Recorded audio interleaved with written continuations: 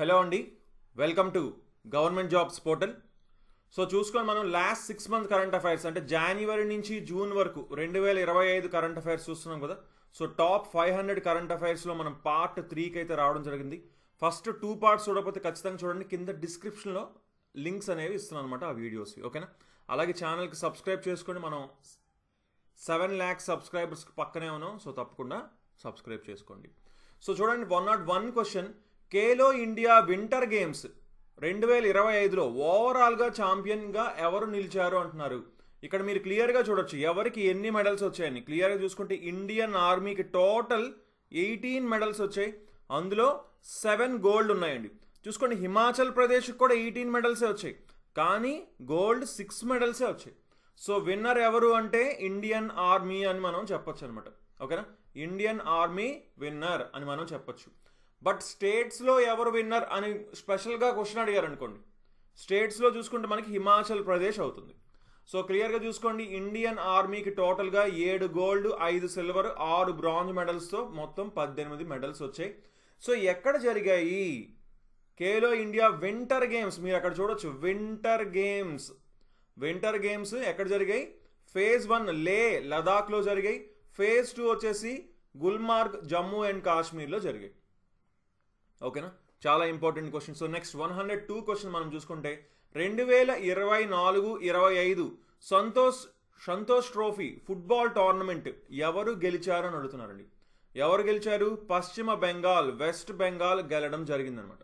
So west Bengal వచ్చేసి మనకి 2024-25 సంతోష్ ట్రోఫీని కేరళను ఓడించింది. ఫైనల్లో కేరళను ఓడించి వెస్ట్ బెంగాల్ విన్ అయిందనమాట. ఇది ఎక్కడ జరిగింది? మనకి ఫైనల్ వచ్చేసి హైదరాబాద్, తెలంగాణలో జరిగింది. సో నెక్స్ట్ 103 క్వశ్చన్ మనం చూసుకుంటే, which 3 front line naval vessels were commissioned by prime minister Narendra Modi on January 15, 2025 at Mazagon dock ship builders limited, Mumbai. చూడండి, ప్రధానమంత్రి నరేంద్ర మోదీ జనవరి 15, 2025న ముంబైలోని Mazagon dock ship builders limited వద్ద ఏ 3 ఫ్రంట్ లైన్ నావికా యుద్ధ నౌకలను కమిషన్ చేశారు అంటున్నారు. ఆ 3 యుద్ధ నౌకలు ఏంటి అంటే ఐఎన్ఎస్ సూరత్, ఐఎన్ఎస్ నీలగిరి, ఐఎన్ఎస్ వగ్షీర్ అండి. ఈ 3 వెరీ వెరీ ఇంపార్టెంట్ బిట్ అండి ఇది, ఓకేనా. సో చూసుకోండి, ఐఎన్ఎస్ సూరత్, ఐఎన్ఎస్ నీలగిరి, ఐఎన్ఎస్ వగ్షీర్ని కమిషన్ చేయడం జరిగింది. ఈ 3 కూడా 3 వార్ షిప్స్ అండి, యుద్ధ నౌకలు, ఓకేనా. వాటి డీటెయిల్స్ కూడా మీరు ఒకసారి ఇక్కడ చూడొచ్చు. సో నెక్స్ట్ చూసుకోండి, మనకి కరెంట్ అఫైర్స్, ఈ కరెంట్ అఫైర్స్ అన్నీ కూడా మనం చూసుకుంటే నవంబర్ 2024 నుంచి జూన్ 2025 వరకు 700 బిట్లు అండి. టోటల్ 700 బిట్స్ మనం ఇవ్వడం జరుగుతుంది. వీటి పీడిఎఫ్స్ ఇస్తాం, అలాగే మాక్ టెస్ట్లు కూడా పెడతాం అనమాట. వీటి మీద ఎగ్జామ్స్ కూడా పెడతాం. ఎక్కడా అంటే జీజేపీ తెలుగు అనే మా ఆండ్రాయిడ్ యాప్లో అండి, ఓకేనా. సో ఆ యాప్ లింక్ కింద డిస్క్రిప్షన్లో ఇస్తున్నాను. జీజేపీ తెలుగు యాప్ అని ఉంటుంది, ఆ లింక్ మీరు క్లిక్ చేస్తే కేవలం 3 నెలల వ్యాలిడిటీతో 100 రూపాయలకి మాత్రమే అనమాట, జస్ట్ 100 రూపీస్ మాత్రమే, 8 months కరెంట్ అఫైర్స్, ఓకేనా.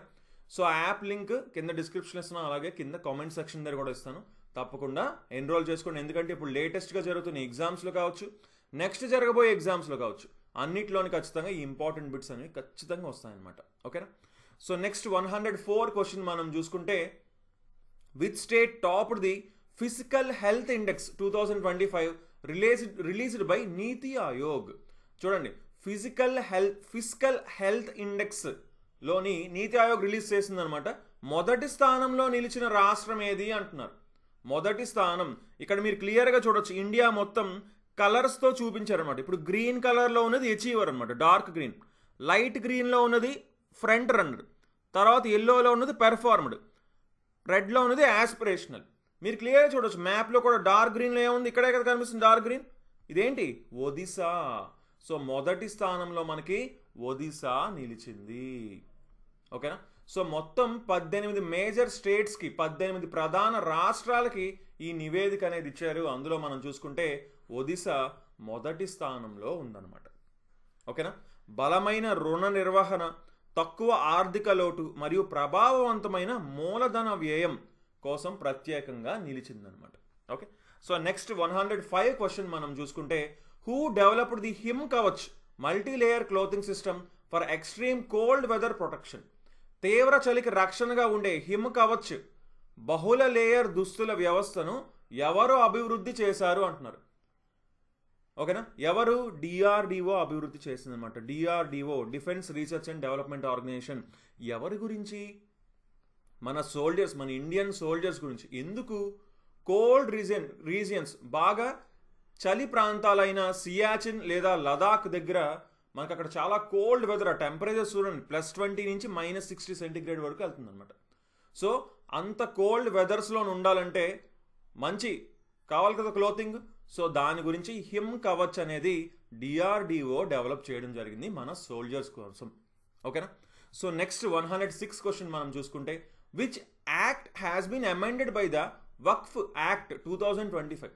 చూడండి, వక్ఫ్ సవరణ చట్టం 2025 ద్వారా ఏ చట్టాన్ని సవరిస్తున్నారు అంటున్నారు. ఏ చట్టాన్ని? వక్ఫ్ యాక్ట్ 1995ని సవరిస్తూ ఇప్పుడు 2025 యాక్ట్ని తీసుకొని రావడం జరిగిందనమాట. ఓకేనా. దీన్నే మనం ఉమీద్ యాక్ట్ 2025 అని కూడా మనం అంటాం. ఉమీద్ అంటే ఏంటి చూడండి, unified Waqf management empowerment efficiency and development act. So ఏంటి, దేనికి తీసుకొచ్చారు ఈ యాక్ట్ ఇప్పుడు మెయిన్గా అంటే టు అడ్రస్, చూడండి, legal and administrative challenges. So actually ఈ ప్రాపర్టీస్ వక్ఫ్ ప్రాపర్టీస్ అనేవి అక్కడ కొంచెం జరుగుతుంది, కొంచెం మిస్యూజ్ జరుగుతుంది అనే దాంతో, సో దాన్ని అడ్రస్ చేయడానికి కరెక్ట్గా ఒక మంచి యాక్ట్ ఉండాలని చెప్పి దీన్ని తీసుకొని రావడం జరిగిందనమాట. ఓకేనా. సో నెక్స్ట్ 107 క్వశ్చన్ మనం చూసుకుంటే, వరల్డ్ హెరిటేజ్ డే ఎప్పుడు అబ్జర్వ్ చేస్తారు అని అడుగుతున్నారండి. ఇక్కడే మీరు క్లియర్గా చూడొచ్చు, April 18, 2025. సో అంటే ప్రతి సంవత్సరం కూడా April 18న ప్రపంచ వారసత్వ దినోత్సవం, వరల్డ్ హెరిటేజ్ డేని మనం జరుపుకుంటాము. ఓకేనా. సో ఈ సంవత్సరం యొక్క థీమ్ ఏంటి? Heritage under threat from disasters and conflicts. చూడండి, విపత్తులు మరియు ఘర్షణల నుండి వారసత్వం ప్రమాదంలో ఉంది అంటున్నారు. సో అంటే క్లియర్గా ఇప్పుడు హెరిటేజ్ సైట్స్ అనేవి ఉంటాయి కదా, ఇప్పుడు డిజాస్టర్స్ కావచ్చు, లేదా కాన్ఫ్లిక్ట్స్, లేదా గొడవలు కావచ్చు, వాటి వల్ల హెరిటేజ్ అనేది థ్రెట్లో ఉంది అని చెప్పి అనేసి ఇక్కడ మనకి థీమ్ని అలా పెట్టడం జరిగిందనమాట. ఓకేనా. సో నెక్స్ట్ చూసుకుంటే 108 question, which IFS officer was appointed as the private secretary to prime minister Narendra Modi in March 2025. చూడండి, 2025 మార్చిలో ప్రధానమంత్రి నరేంద్ర మోదీకి ప్రైవేట్ సెక్రటరీగా ఎవరు నియమితులయ్యారు అని అడుగుతున్నారండి. ఎవరు అంటే నిధి తివారీ గారు. ఓకేనా. ఎవరు? ఐఎఫ్ఎస్ ఆఫీసర్ అయిన నిధి తివారీ గారిని ప్రైవేట్ సెక్రటరీగా అపాయింట్ చేయడం జరిగిందనమాట నరేంద్ర మోదీ గారికి. ఓకే. సో నెక్స్ట్ 109 క్వశ్చన్ మనం చూసుకుంటే, FICCI's media and entertainment committee సౌత్కి చైర్పర్సన్గా ఎవరిని నియమించారు అని అడుగుతున్నారండి. FICCI media and entertainment committee south చైర్పర్సన్గా కమల్ హాసన్ గారిని నియమించడం జరిగిందన్నమాట. కమల్ హాసన్ గారిని మీరు ఇక్కడ ఇమేజ్లో చూడొచ్చు. ఓకేనా. సో చూసుకోండి, కమల్ హాసన్ గారిని FICCI media and entertainment committee south. Okay. ఇది ఎక్కడ ప్రకటించారు, అనౌన్స్ చేశారు అంటే సౌత్ కనెక్ట్ 2025 కాన్క్లేవ్లోని చెన్నైలో జరిగిందనమాట, అక్కడ అనౌన్స్ చేయడం జరిగింది. సో నెక్స్ట్ 110 క్వశ్చన్ మనం చూసుకుంటే, లెజెండ్స్ ఆఫ్ ఎండోస్కోపీ కింద అవార్డ్ చేశారు ఎవరు? Tokyo live global endoscopy 2025 honour చేసిందనమాట ఒక ఇండియన్ డాక్టర్ని. ఆ ఇండియన్ డాక్టర్ పేరు ఏంటి అంటున్నారు. పేరేంటి? డాక్టర్ డి నాగేశ్వర్ రెడ్డి గారు అనమాట. ఓకేనా. సో చూసుకోండి, మనకి డాక్టర్ డి నాగేశ్వర్ రెడ్డి గారికి, ఇతను AIG హాస్పిటల్స్ యొక్క చైర్మన్ అనమాట. ఇతనికి ప్రెస్టీజియస్ లెజెండ్స్ ఆఫ్ ఎండోస్కోపీ అనే అవార్డుని జపనీస్ గ్యాస్ట్రోఎంటాలజీ కమ్యూనిటీ అవార్డు చేయడం జరిగిందనమాట. ఓకే. సో దేనికి మీకు అర్థమైపోయి ఉంటుంది, ఇప్పుడు ఎండోస్కోపీలోనే అతను చేసిన దీని కృషికి గాను ఇవ్వడం జరిగిందనమాట. రకరకాల ఇన్నోవేషన్స్ ఇన్ గ్యాస్ట్రో ఇంటెస్టైనల్ ఎండోస్కోపీలోని అతన్ని రికగ్నైజ్ చేశారు. సో నెక్స్ట్ 111th క్వశ్చన్ మనం చూసుకుంటే, what is the prime purpose of the Bharatpol portal launched in January 2025? 2025 జనవరిలో ప్రారంభించిన భారత్ పోల్ పోర్టల్ యొక్క ప్రధాన ఉద్దేశం ఏంటి అంటున్నారు. భారత్ పోల్ పోర్టల్ యొక్క ప్రధాన ఉద్దేశం దేనికి అంటే చూసుకోండి, to facilitate international police cooperation and streamline interpole assistant. చూడండి, అంతర్జాతీయ పోలీస్ సహకారాన్ని సులభతరం చేయడం మరియు ఇంటర్పోల్ సహాయాన్ని సమర్థవంతంగా నిర్వహించేందుకు ఈ భారత్ పోల్ పోర్టల్ని లాంచ్ చేశారనమాట. ఈ భారత్ పోల్ పోర్టల్ ఏం చేస్తుంది? ఇంటర్పోల్తో రియల్ టైం డేటా షేరింగ్ చేస్తుంది అనమాట. ఓకేనా? సో 19 ఇంటర్పోల్ డేటాబేసెస్కి యాక్సెస్, అలాగే మనకి facilities, issuance of red, blue and other notices, ఇవన్నీ కూడా మొత్తానికి సహాయ సహకారాలు అందించుకోవడానికి మెయిన్గా ఈ క్రిమినల్ మ్యాటర్స్లోని ఇంటర్నేషనల్ కోఆపరేషన్కి ఇది స్టార్ట్ చేశారనమాట. భారత్ పోల్ పోర్టల్ ఎవరు స్టార్ట్ చేశారు? అమిత్ షా గారు దీన్ని లాంచ్ చేయడం జరిగిందనమాట. ఎవరు డెవలప్ చేశారు అంటే సిబిఐ డెవలప్ చేసిందనమాట. ఓకే, సో నెక్స్ట్ 112 క్వశ్చన్ మనం చూసుకుంటే, ఏ 2 బీచ్ల్ని ఇటీవల బ్లూ ఫ్లాగ్ సర్టిఫికేషన్ లభించింది? కేరళలో 2 బీచ్లకు లభించిందండి బ్లూ ఫ్లాగ్ సర్టిఫికేషన్. అవి 2 బీచ్లు ఏంటి అంటున్నారు? కప్పడ్ బీచ్ అండ్ చల్ బీచ్ అనమాట. కప్పడ్ బీచ్ అండ్ చల్ బీచ్కి బ్లూ ఫ్లాగ్ సర్టిఫికేషన్ అనేది లభించింది. బ్లూ ఫ్లాగ్ సర్టిఫికేషన్ అంటే ఏంటి? ఆ బీచెస్లోని ప్రాపర్ స్టాండర్డ్స్ మెయింటైన్ చేయాలన్నమాట. అంటే environmental education, water quality, environmental management and safety, వీటన్నిటిని కూడా మేనేజ్ చేస్తే ఈ సర్టిఫికేట్ అనేది లభిస్తుందన్నమాట. సో మన భారతదేశంలో టోటల్ చూసుకుంటే మనకి 13 మనకి బ్లూ ఫ్లాగ్ బీచెస్ ఉన్నాయని ప్రెజెంట్ మనం చెప్పచ్చు వీటితో. సో 113 క్వశ్చన్ మనం చూసుకుంటే, నేషనల్ వాటర్స్ డే ఎప్పుడు జరుపుకుంటారు? దాని థీమ్ ఏంటి అని అడుగుతున్నారండి. నేషనల్ వాటర్స్ డే ఎప్పుడు జరుపుకుంటాం అంటే జనవరి 25ను జరుపుకుంటాం ప్రతి సంవత్సరం. ఈ సంవత్సరం థీమ్ ఏంటి అంటే nothing like voting, I vote for sure. Nothing like voting, I vote for sure, అది థీమ్ అనమాట. ఓకేనా? సో మనకి ఎందుకు నేషనల్ వాటర్స్ డే జరుపుకుంటాము అంటే, మనం జనవరి 25న మన ఎలక్షన్ కమిషన్ ఆఫ్ ఇండియా 1950లోని ఫౌండేషన్ జరిగిందనమాట. అందుకని ప్రతి సంవత్సరం నేషనల్ వాటర్స్ డేని జనవరి 25నే జరుపుకోవడం జరుగుతుంది. So year theme very important, nothing like voting, I vote for sure. So next 114 question మనం చూసుకుంటే, which Indian film maker was honoured with the French civilian award officers dans la ordre des arts et des letters in recognition of her contribution of cinema? So చూసుకోండి, ఈ officer ఈ award ఉంది కదా, ఈ award ఏ Indian film మేకర్కి వచ్చింది అంటున్నారు. ఎవరికండి? పాయల్ కపాడియా గారికి రావడం జరిగిందనమాట. ఈవిడొక ముంబై బేస్డ్ ఫిల్మ్ మేకర్ అనమాట, దర్శకురాలు. ఓకేనా? సో అయితే రీసెంట్గా all we imagine as light అనే ఒక క్రిటికల్లీ అక్లైమ్డ్ ఫిల్మ్, దీనికి గాను మెయిన్గా బాగా ఫేమస్ అయ్యారనమాట. ఓకే, సో ఈ మూవీ గ్రాండ్ ప్రిక్స్లో కూడా గ్రాండ్ ప్రిక్స్ అవార్డు కూడా గెలుచుకుందనమాట 77th కేన్స్ ఫిల్మ్ ఫెస్టివల్లో. ఓకేనా? అలాగే గోల్డెన్ గ్లోబ్ అవార్డు కూడా నామినేట్ కూడా చేయబడింది. సో నెక్స్ట్ 115 క్వశ్చన్ మనం చూసుకుంటే, which key reform was introduced in the banking laws amendment bill 2024 passed by parliament in March 2025. 2025 మార్చిలో పార్లమెంట్ ఆమోదించిన బ్యాంకింగ్ చట్టాల సవరణ బిల్లు 2024లో ప్రవేశపెట్టిన ముఖ్యమైన సంస్కరణ ఏమిటి అని అంటున్నారు. ఆప్షన్స్లో ఒకసారి అబ్జర్వ్ చేయండి. ముఖ్యమైనది ఏంటి? క్లియర్గా allowing up to 4 nominees for bank accounts అనమాట. అంటే మన బ్యాంక్ ఖాతాలకి 4 నామినీలను ఆమోదించడం. చూసుకోండి ఏ ఏ ఫీచర్స్ ఉన్నాయి. 4 నామినీస్ని పెట్టుకోవచ్చు అనమాట మనం బ్యాంక్ అకౌంట్కి. ఇంతవరకు ఒకటే ఉండేది నామినీ, ఇప్పుడు 4 పెట్టుకోవచ్చు. ఓకేనా? అలాగే కోఆపరేటివ్ బ్యాంక్ యొక్క డైరెక్టర్స్ని 8 నుంచి 10 సంవత్సరాల టెన్యూర్కి పెంచారు. ముందు 8 సంవత్సరాలు పనిచేయగలరు, ఇప్పుడు 10కి పెంచారు. ఓకే, అలాగే ఇంకా కొన్ని మనకి ఆ డిఫరెన్స్ ఏంటేంటి వచ్చాయి ఈ బిల్లు అనేది ఇక్కడ మీరు చూడొచ్చండి. ఓకేనా? సో అండ్ ఇక్కడ చూసుకోండి క్లియర్గా ఉంది. ఏంటి అంటే ఎవరైతే డైరెక్టర్షిప్ అంటే ఒక బ్యాంకులో పెట్టుబడి ఇంట్రెస్ట్ చూపిస్తున్నారో వాళ్ళు జనరల్గా ఏం చేశారంటే మనకి increasing the threshold for substantial interest to directorship to 2 crores అనమాట. ఓకేనా? 2 కోట్లకు పెంచడం జరిగింది. యాక్చువల్గా అది 5 లక్షలు పెట్టుబడి పెట్టిన వాళ్ళనే వాళ్ళకు కూడా వాటా ఉన్నట్టుగా పరిగణించేవారు. బట్ ఇప్పుడు 2 కోట్ల రూపాయలు దాకా పెట్టిన వాళ్ళనే వాటా ఉన్నట్టుగా పరిగణిస్తారు అని క్లియర్గా మనకి ఇక్కడ మెన్షన్ కూడా చేయడం జరిగింది.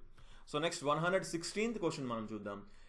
ఇటీవల ఏ రాష్ట్రం భారతీయ సంస్కృతి మరియు వారసత్వాన్ని ప్రతిబింబించేలా 15 ప్రదేశాల పేరు మార్చిందనమాట. వీటిలో ఔరంగజేబ్పూర్ని శివాజీనగర్గా మరియు నవాబీ రోడ్డుని అటల్ మార్గ్గా మార్చారనమాట. అది ఏ రాష్ట్రంలో జరిగింది అని అడుగుతున్నారండి. ఏ రాష్ట్రం? ఉత్తరాఖండ్లో మార్చడం జరిగిందనమాట. సో ఉత్తరాఖండ్ సీఎం మీరు ఇక్కడ చూడొచ్చు, పుష్కర్ సింగ్ ధామీ. సో 15 ప్లేసెస్ని మార్చారు. నోటబుల్ కొన్ని మనం చూసుకుంటే ఔరంగజేబ్పూర్ని శివాజీనగర్గా, గజివాలీని ఆర్యనగర్గా, నవాబీ రోడ్ని అటల్ మార్గ్ కింద, అబ్దుల్లా నగర్ని దక్షిణనగర్ కింద ఇలా మనకైతే మార్చడం జరిగింది. వాళ్ళు ఇది ఎందుకు చేసామని వాళ్ళు చెప్తున్నారంటే Indian cultural values, honouring historical icons, అందుకని చేశారు అని క్లియర్గా చెప్తున్నారు అనమాట వీళ్ళు. ఓకే, సో నెక్స్ట్ 117 క్వశ్చన్ మనం చూసుకుంటే, ఏ 3 ఆర్గనైజేషన్స్కి ఇటీవల ఆరోగ్య సేవలు, విద్య మరియు పరిపాలన వంటి ప్రాథమిక రంగాల్లో విశేష సేవలను అందించినందుకు ఈ సంస్థలకు 3 సంస్థలకి యశ్రాజ్ భారతీ సమ్మాన్ అవార్డ్స్ లభించాయన్నమాట. ఆ 3 సంస్థలు ఏంటి అని అడుగుతున్నారు. ఏంటి అంటే క్లియర్గా చూసుకోండి. జన్ స్వాస్థ్య సహయోగ్ మొదటిది, రెండవది ప్రథమ్ ఎడ్యుకేషన్ ఫౌండేషన్, మూడవది సర్వీసెస్ ప్లస్ ప్లాట్ఫామ్ అనమాట. ఈ మూడిటికి కూడా ఈ అవార్డు అనేది లభించింది. యశ్రాజ్ భారతీ సమ్మాన్ 2025. ఓకేనా. జన్ స్వాస్థ్య సహయోగ్ క్లియర్గా దేనికి లభించింది? ఇక్కడ ఆరోగ్య సేవలు అందించినందుకు. ప్రథమ్ ఎడ్యుకేషన్ ఫౌండేషన్, ఇక్కడ ఎందుకు ఎడ్యుకేషన్ అని, సో ఆ ఎడ్యుకేషన్ గురించి సంబంధించి. సర్వీసెస్ ప్లస్ ప్లాట్ఫామ్కి పౌర కేంద్రిత డిజిటల్ సేవల ద్వారా సుశాసనాన్ని మెరుగుపరచడంలో కీలక పాత్ర పోషించినందుకు ఇచ్చారనమాట. సో నెక్స్ట్ 118 క్వశ్చన్ మనం చూసుకుంటే చూడండి. వైబ్రెంట్ విలేజెస్ ప్రోగ్రామ్ 2 VVP2 అంటున్నాం. ఇది 2024-2029కి ఇది మనకి క్యాబినెట్ అప్రూవ్ చేసిందనమాట. దీని ఆబ్జెక్టివ్ ఏంటి, అసలు దీని ప్రధాన లక్ష్యం ఏంటి అంటున్నారు. ఇది ఒకటే అండి లక్ష్యం. ఏంటి అంటే చూసుకోండి, బార్డర్లో విలేజెస్ ఉంటాయి కదా, అవునా. బార్డర్లో మనకి ఉండే విలేజెస్, సరిహద్దుల్లోని ఉన్న విలేజెస్ని, వాటిని సురక్షితమైన, ఉజ్వలమైన మరియు అభివృద్ధి చెందిన సరిహద్దుల్ని నిర్ధారించేందుకు సరిహద్దు గ్రామాల సమగ్ర అభివృద్ధిని చేయడమే ఈ వైబ్రెంట్ విలేజెస్ ప్రోగ్రామ్ 2 అనమాట. ఆల్రెడీ VVP1 అంటే వైబ్రెంట్ విలేజెస్ ప్రోగ్రామ్ 1లో ఆల్రెడీ కొన్నిటిని డెవలప్ చేశారనమాట ఆల్రెడీ. ఓకేనా. సో ఇప్పుడు నెక్స్ట్ సెకండ్ దాంట్లోని మనకు చూసుకుంటే సుమారుగా చూసుకోండి, మనకి 6,839 కోట్ల రూపాయలని పెట్టి 16 states by UTs including Arunachal Pradesh, Bihar, Gujarat, Jammu and Kashmir, Ladakh, Manipur, Punjab, Rajasthan, Sikkim and others, వీటన్నిటిలోని కూడా ఉన్న బార్డర్లో విలేజెస్, అంటే మన భారతదేశానికి వేరే కంట్రీస్తో ఉంటాయి, బార్డర్లో ఉంటాయి కదా విలేజెస్, వాటిని డెవలప్ చేయడం అనమాట. ఎందుకు మెయిన్గా ఇది వికసిత్ భారత్ @2047 విజన్లోని ఒక భాగం కింద నిలుస్తుంది. Internal security through development led border management. So సెక్యూరిటీని కూడా మనకు అక్కడ పెరుగుతుంది ఆటోమేటిక్గా. ఓకేనా. సో అంటే ఏం డెవలప్ చేస్తారంటే మొత్తం ఇన్ఫ్రాస్ట్రక్చర్ కావచ్చు, అక్కడ బతకడానికి ఎడ్యుకేషన్ కావచ్చు, టూరిజంను ప్రమోట్ చేయడం, కనెక్టివిటీ అంటే రోడ్డు, టెలికాం, ఎలక్ట్రిసిటీ, ఇవన్నీ కూడా ఉండేలాగా బార్డర్లో చూసుకుంటారనమాట, ఆ బార్డర్ విలేజెస్లో. సో నెక్స్ట్ 119 క్వశ్చన్ మనం చూసుకుంటే, which campaign was launched by Bihar chief minister Nitish Kumar to empower rural women by connecting them with the welfare schemes and amplifying their voices in policy discussions. చూడండి, బీహార్ ముఖ్యమంత్రి నితీష్ కుమార్ మహిళా సంక్షేమ పథకాలతో అనుసంధానించటం మరియు ప్రభుత్వ ప్రణాళికలపై వారి స్వరాలని పెంపొందించడానికి ఏ ప్రచారాన్ని ప్రారంభించారు అని అడుగుతున్నారండి. ప్రచారం పేరు ఏంటంటే మహిళా సంవాద్ అండి. మహిళా సంవాద్. దీనిలో ఏం చేస్తారంటే గవర్నమెంట్లో ఉన్న వెల్ఫేర్ స్కీమ్స్ కానీ వాటన్నిటి గురించి ఎడ్యుకేట్ చేస్తారనమాట. వాటి గురించి చాలామందికి తెలియదు కదా, వాళ్ళందరికీ కూడా తెలిసేలా చేస్తారు. మెయిన్గా ఉమెన్కి, రూరల్ ఉమెన్కి, ఓకేనా, గ్రామీణ మహిళలకి, ఓకేనా, ఇవన్నీ కూడా తెలిసేలా చేయడం, అలాగే వాళ్ళు కూడా వాయిస్ అవుట్ చేయడం, వాళ్ళ గొంతులను కూడా విస్తృతం చేయడం, వాళ్ళని కూడా ఒక భాగస్వామ్యం చేయడం అనేది దీని లక్ష్యం అనమాట, మహిళా Samvad campaign. So next 120 question మనం చూసుకుంటే చూడండి, మనకి ఇంగ్లాండ్లో జరిగిన సాండ్ వరల్డ్ 2025 అంతర్జాతీయ ఇసుక కళా ఉత్సవంలోని మనకి మొదటి భారతీయ ఇసుక కళాకారుడికి ఈ అవార్డు వచ్చిందనమాట. అవార్డు పేరు చూడండి, Fred Darington sand master award. ఓకేనా. సో అది ఎవరు అంటున్నారు, అది ఎవరు అంటే సుదర్శన్ పట్నాయక్ గారికి ఈ అవార్డు వచ్చింది. సుదర్శన్ పట్నాయక్, ఇతనికి ఆల్రెడీ పద్మశ్రీ అవార్డు కూడా ఇవ్వడం జరిగింది. సో మొదటి ఇండియన్ అయ్యారు అనమాట, ఫస్ట్ ఇండియన్ అయ్యారు. Fred Darington sand master award తీసుకున్నారు. సో నెక్స్ట్ 121 క్వశ్చన్ మనం చూసుకుంటే, స్పేస్ ఎక్స్ డ్రాగన్ క్యాప్స్యూల్లో ప్రయోగించబడిన ఏ మిషన్ ధ్రువ కక్షను అనుసరించిన మొదటి మానవ అంతరిక్ష విమానంగా మారింది అంటున్నారు. చూడండి, which mission launched about a space X crewed dragon capsule become the first human space flight to follow a polar orbit అంటున్నారు. ఏది ఆ మిషన్ పేరు? ఫ్రేమ్ 2 మిషన్ అనమాట. ఓకేనా, ఫ్రేమ్ 2 మిషన్. ఇది private human space flight mission అనమాట. So ఇది launched by space X. So ఇందులో మనుషులు ఉన్నారు, కాకపోతే ఇది ఎటు తిరిగింది?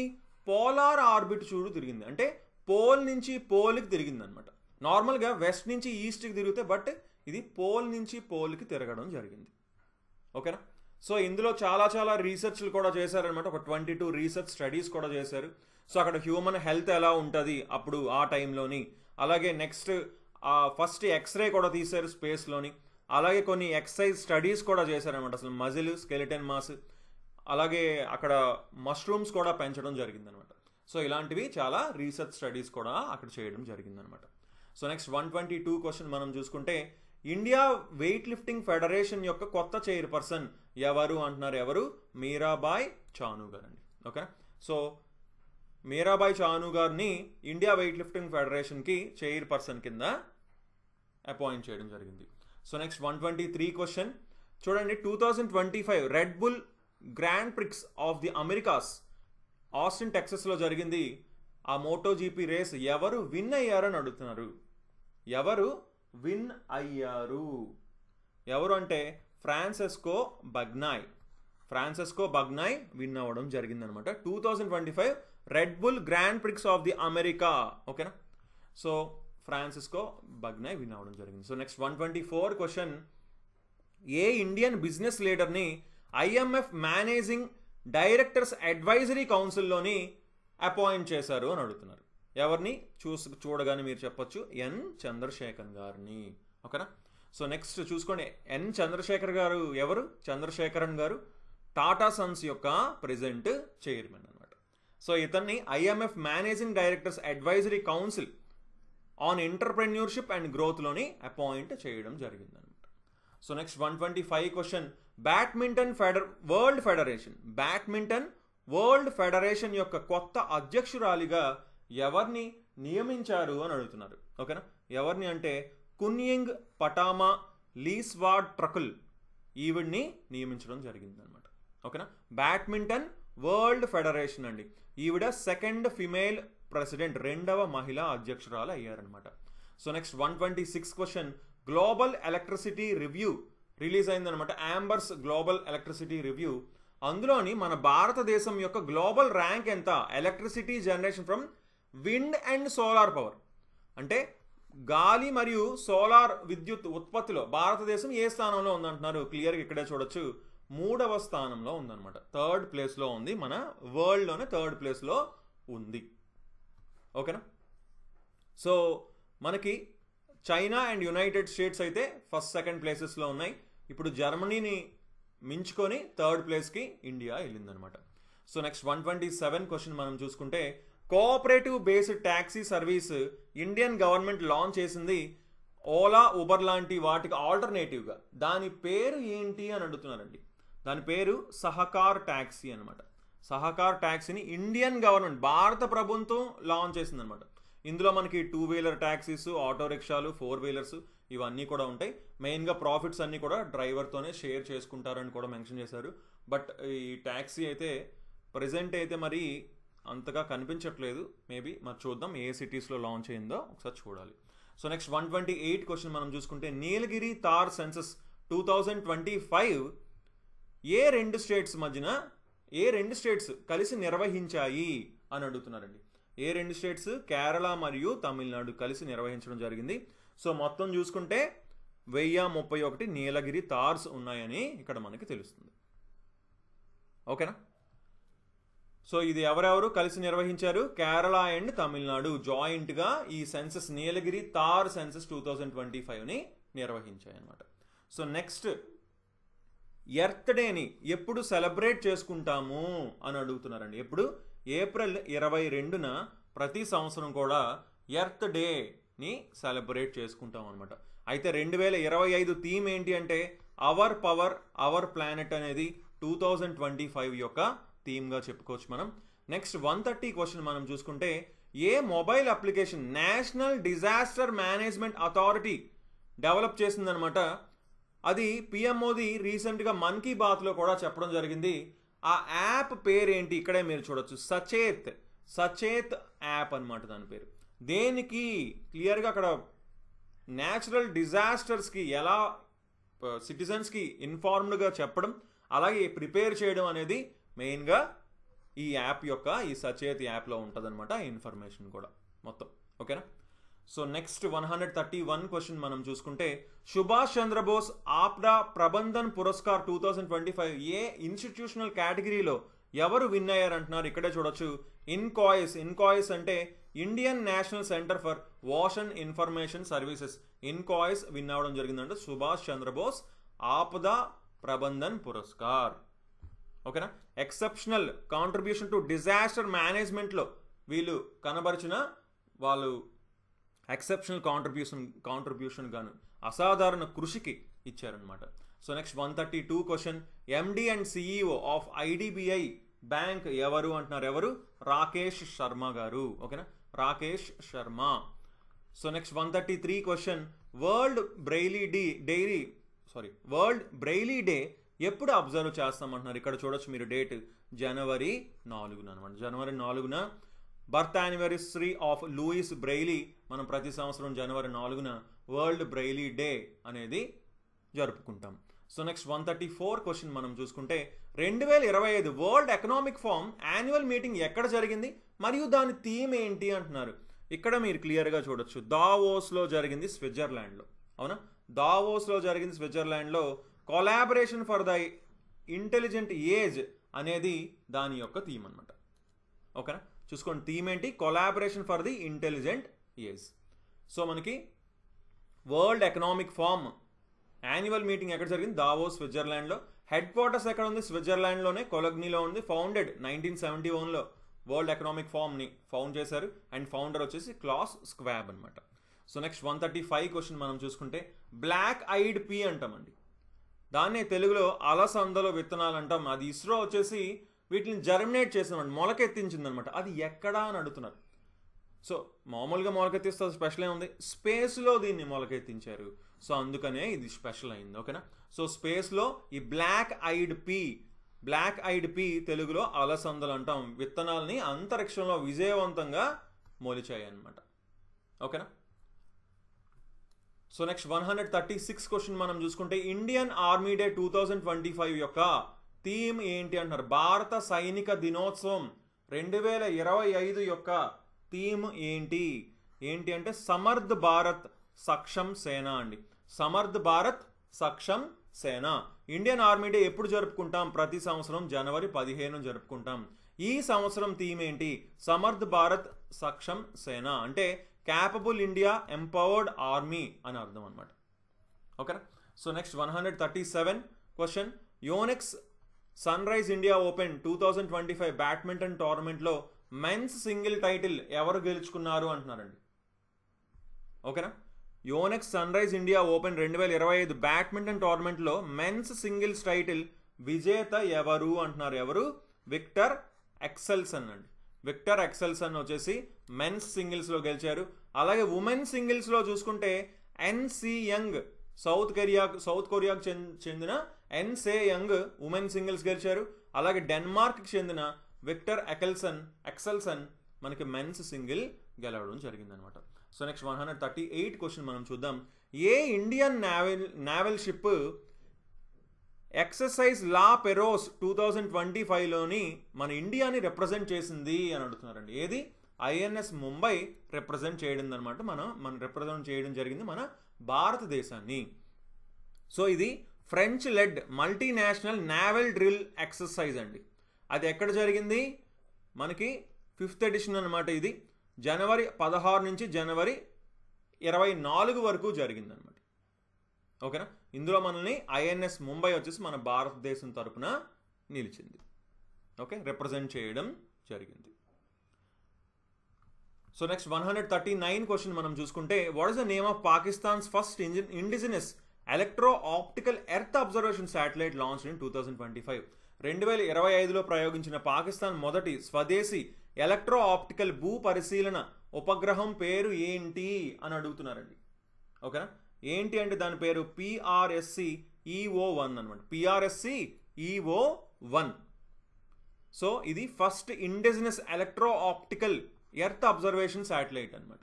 ఇది పాకిస్తాన్ లాంచ్ చేయడం జరిగింది విత్ హెల్ప్ ఆఫ్ చైనా. ఇది చైనా నుంచి, though it was launched from Jiuquan satellite launch centre in China నుంచి లాంచ్ చేసింది. కానీ ఇది పాకిస్తానీ సైంటిస్టే దీన్ని అయితే డెవలప్ చేశారనమాట ఈ శాటిలైట్ని. So next 140 question, athletics federation of India యొక్క ప్రస్తుత అధ్యక్షులు ఎవరు అంటున్నారు. ఎవరు? బహదూర్ సింగ్ సాగు గారు అండి. బహదూర్ సింగ్ సాగు గారు ప్రెసెంట్ మనకి new president of athletics federation of India అనమాట. సో నెక్స్ట్ గురు మయదార్ రౌత్, ఇతను అసలు ఎవరు అని అడుగుతున్నారు. ఇతను రీసెంట్గా ఎందుకు న్యూస్లో ఉన్నారో కూడా మనం చూద్దాం. ఇతను ఒక ఫేమస్ ఒడిస్సీ డాన్సర్ అనమాట. అలాగే గురువు కూడా. ఒడిస్సీ క్లాసికల్ డ్యాన్స్ని మళ్ళీ తీసుకొచ్చారు చూడండి. ఒరిస్సా కౌలిక నృత్యాన్ని పునరుజ్జీవనం చేసిన ప్రముఖ ఒడిస్సీ నర్తకుడు మరియు గురువు. ఓకేనా. సో అయితే ఇతను రీసెంట్గా మరణించడం జరిగిందనమాట at the age of 94 years in 2025, ఈ సంవత్సరంలోనే. ఇతనికి పద్మశ్రీ వచ్చింది, అలాగే సంగీత్ నాటక్ అకాడమీ అవార్డు కూడా అందుకున్నారనమాట. సో ఇతను ఒక legendary Indian classical Odissi dancer. So next 142 question మనం చూసుకుంటే, స్పోర్ట్స్ స్టార్ ఏసెస్ అవార్డ్స్ 2025 అవార్డ్స్లో sports star of the year male ఎవరికి వచ్చింది అంటున్నారు. ఎవరికి వచ్చిందంటే పిఆర్ శ్రీజేష్ గారికి రావడం జరిగింది అనమాట. పిఆర్ శ్రీజేష్ గారికి రావడం జరిగింది. ఓకేనా. The renowned Indian hockey goal keeper అయిన పిఆర్ శ్రీజేష్కి ఈ హానర్ రావడం జరిగింది. Sports star of the year male. ఓకేనా. అలాగే మను బాకర్ గారికి women sports star of the year, sports star of the year female రావడం జరిగిందనమాట మను బాకర్ గారికి. ఓకే. సో నెక్స్ట్ 143 క్వశ్చన్ మనం చూసుకుంటే, సుక్రీ బొమ్మగౌడ, ఈవిడ్నే నైటింగేల్ ఆఫ్ హలక్కీ అని కూడా పిలుస్తారు. ఆవిడ అసలు ఎవరు అని అడుగుతున్నారండి. ఈవిడ ఒక ఫోక్ సింగర్ అనమాట అండ్ సోషల్ యాక్టివిస్ట్ కూడా from the Halakki Vokkaliga tribe. Halakki Vokkaliga తెగకు చెందిన ప్రసిద్ధ జానపద గాయకురాలు మరియు సామాజిక కార్యకర్త. ఓకేనా.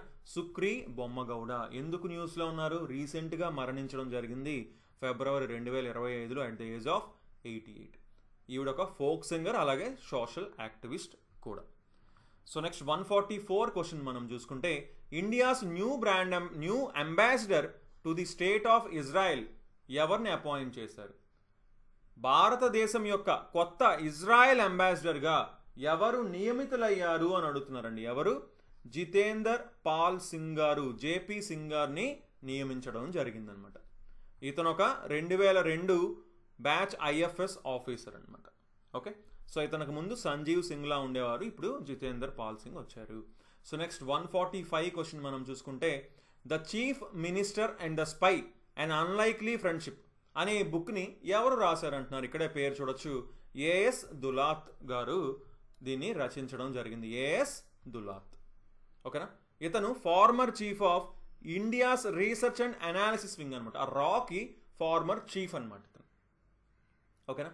ఇతను మెయిన్గా దేని గురించి రాశారంటే చూడండి, Farooq Abdullah former chief minister, Jammu and కాశ్మీర్కి ఇంతకు ముందు చీఫ్ మినిస్టర్ అయిన ఫరూక్ అబ్దుల్లాకి అలాగే ఇతనికి మధ్యనున్న ఆ రిలేషన్షిప్ గురించి ఇక్కడ మనకి మెన్షన్ చేయడం జరిగింది. ఓకే. సో నెక్స్ట్ 146 క్వశ్చన్ మనం చూసుకుంటే, పోప్ ఫ్రాన్సిస్ రీసెంట్గా మరణించడం జరిగింది. అతను ఫస్ట్ పోప్ అనమాట. యాక్చువల్లీ ఏ రీజియన్ నుంచి ఎలక్ట్ అయిన ఫస్ట్ పోప్ అని అడుగుతున్నారు. అతను లాటిన్ అమెరికా అనమాట. లాటిన్ అమెరికా నుంచి అతను ఫస్ట్ లాటిన్ అమెరికన్ పోప్ అయ్యారనమాట, పోప్ ఫ్రాన్సిస్. సో బట్ ఇతను రీసెంట్గా మరణించడం జరిగింది. సో ఇప్పుడు ప్రెజెంట్ పోప్ ఎవరు అంటే పోప్ లియో 14 అనమాట. పోప్ లియో 14, ఓకేనా. అతని బర్త్ నేమ్ వచ్చేసి రాబర్ట్ ఫ్రాన్సిస్ ప్రివోస్ట్. చూసుకోండి, ఇది వెరీ ఇంపార్టెంట్ బిట్ అని చెప్పుకోవచ్చు. రాబర్ట్ ఫ్రాన్సిస్ ప్రివోస్ట్ లేదా pope Leo 14. So next 147 question మనం చూసుకుంటే, honorary knighthood by the UK అవార్డ్ని యూకే ఇండియా బిజినెస్ టైస్ని స్ట్రెంగ్తన్ చేసినందుకు ఎవరికి ఇచ్చారు అంటున్నారు.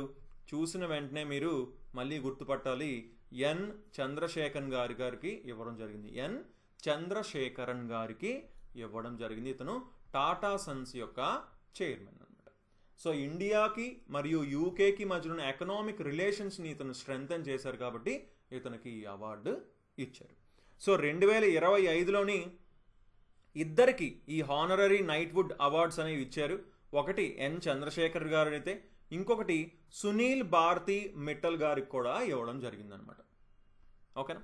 సో నెక్స్ట్ 148 క్వశ్చన్ మనం చూసుకుంటే, 2025 సిడ్నీ స్క్వాష్ టైటిల్ ఎవరు గెలుచుకున్నారు అంటున్నారండి. ఎవరంటే సౌరవ్ ఘోషల్ గారు గెలుచుకోవడం జరిగిందనమాట. Sydney squash title 2025. సో చూసుకోండి, సౌరవ్ ఘోషల్ ఆఫ్ ఇండియాకి చెందిన సౌరవ్ ఘోషల్ వచ్చేసి దీన్ని గెలుచుకున్నారు. సో నెక్స్ట్ 149th క్వశ్చన్ మనం చూసుకుంటే, 32nd session of the Indian art history congress 2025లో ఎక్కడ జరిగింది అని అడుగుతున్నారండి. ఓకేనా, ఎక్కడ జరిగింది. సో ఇక్కడ మీరు క్లియర్గా చూడొచ్చు ఎక్కడ జరిగిందంటే నోయిడా, ఉత్తరప్రదేశ్లో జరిగిందనమాట. ఓకేనా. సో చూసుకోండి, 32nd session of Indian art history Congress 8th నుంచి 10th ఫిబ్రవరి వరకు అని క్లియర్గా ఇక్కడ మనకి మెన్షన్ చేశారు. ఓకే. సో నెక్స్ట్ చూసుకోండి, 32nd సెషన్ అండి ఇది. ఓకేనా, ఎక్కడ జరిగింది? Indian institute of heritage in Noida, ఉత్తరప్రదేశ్లో జరిగిందనమాట. సో 150 క్వశ్చన్ మనం చూసుకుంటే, life on Mars collected stories అనే ఈ బుక్ని రచించిన ఆథర్ ఎవరు, ఆ రచయిత ఎవరు అని అడుగుతున్నారనమాట. ఎవరు అంటే నమితా గోఖలే గారు. నమితా గోఖలే గారు ఈ బుక్ని అయితే రచించడం జరిగింది, life on Mars collected stories. ఇందులో మనకి లవ్, ఫేట్ అలాగే మిథాలజీ గురించి మనకి ఇక్కడ బుక్లో అయితే వీటిని ఎక్స్ప్లోర్ చేయడం జరిగింది. ఓకేనా. సో ఓకే గైస్, చూసుకోండి, ఈ పీడిఎఫ్స్ అన్నీ కూడా మన యాప్లో ఓన్లీ 100 రూపీస్కి మాత్రమే అవైలబుల్ ఉన్నాయి. Total 700 questions. సో 700 MCQస్కి జీజేపీ తెలుగు యాప్ నేను కింద డిస్క్రిప్షన్లో లింక్ ఇస్తున్నాను. సో తప్పకుండా దాన్ని క్లిక్ చేసుకొని ఎన్రోల్ చేసుకోండి, ఎందుకంటే చాలా చాలా ఇంపార్టెంట్ క్వశ్చన్స్ మనం డిస్కస్ చేయడం జరుగుతుంది. సో అవే మనకి ఎగ్జామ్స్లో కూడా వస్తాయి అన్నమాట. సో ఓకే దెన్, ఇంకేమైనా డౌట్ ఉంటే తప్పకుండా కింద కామెంట్ చేయండి. So okay then, thanks for watching and have a nice day. Bye.